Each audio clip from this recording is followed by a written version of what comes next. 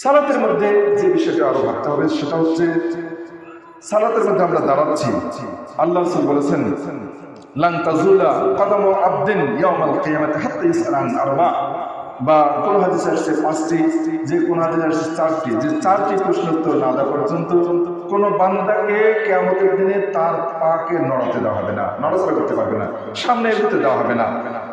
হাদিসটি ইমাম তিরমিজি 2417 নম্বর হাদিসে নিয়ে আসছেন। সালাতের মধ্যে যখন আমরা দাঁড়াচ্ছি, এটা হচ্ছে কিয়ামতের দাঁড়ানোর পূর্ব দাঁড়ানো।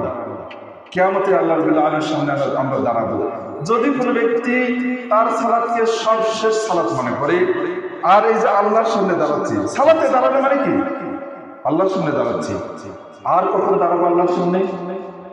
কিয়ামতের দিনে। ওই দাঁড়ানোর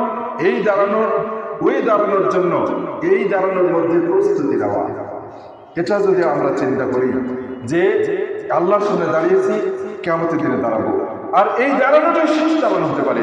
কাজেই যদি কোনো ব্যক্তি এভাবে সালাত করেন যে আল্লাহর সামনে যে দাঁড়িয়েছি, কিয়ামতের দিনে আবার দাঁড়াবো, এই আন্তরিক একটা কল্পনা চিন্তা, একটা মানে মনে মনে দৃঢ় একটা কল্পনা যদি আপনি করেন, আমরা যদি করি, ইনশাআল্লাহ আল্লাহ রাব্বুল আলামিনের প্রতি আমরা সালাতের মধ্যে মনোনিবেশ করতে পারবো। এভাবে আমরা বিভিন্নভাবে আমরা সালাতের মধ্যে আল্লাহর প্রতি মনোনিবেশ করতে পারি ইনশাআল্লাহ।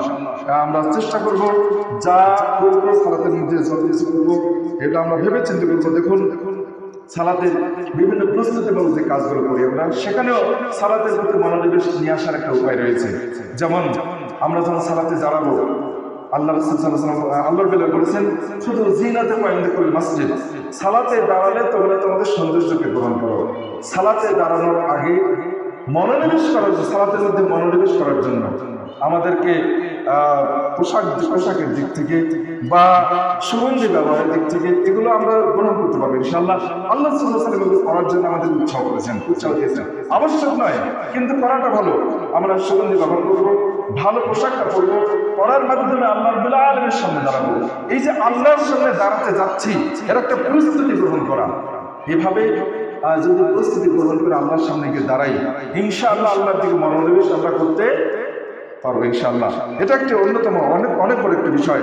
আল্লাহ সাল্লাল্লাহু আলাইহি ওয়াসাল্লাম তিনি বলেছেন, যে ব্যক্তি ওযু করলো, সুন্দর করে ওযু করলো, এরপর মসজিদের উদ্দেশ্যে বের হলো, আর মসজিদের উদ্দেশ্যে যে বাড়ি থেকে বের হলো, বাড়ি থেকে সে যে বের হলো, বাড়ি থেকে তাকে সালাতেই বের করে নিয়ে আসলো, অন্য কোনো উদ্দেশ্য নয়, তাহলে সে যতবার কদম ফেলবে, পা ফেলবে, প্রত্যেকটি কদমের প্রত্যেকটি ধাপের বিনিময়ে আল্লাহ রাব্বুল আলামিন তার জান্নাতে একটা মর্যাদা বৃদ্ধি দেবেন। এবং এবং প্রত্যেকটি পায়ের ধাপের বিনিময়ে আল্লাহ রাব্বুল আলামিন তার জন্য তার থেকে একটা পাপকে মুছে দেবেন।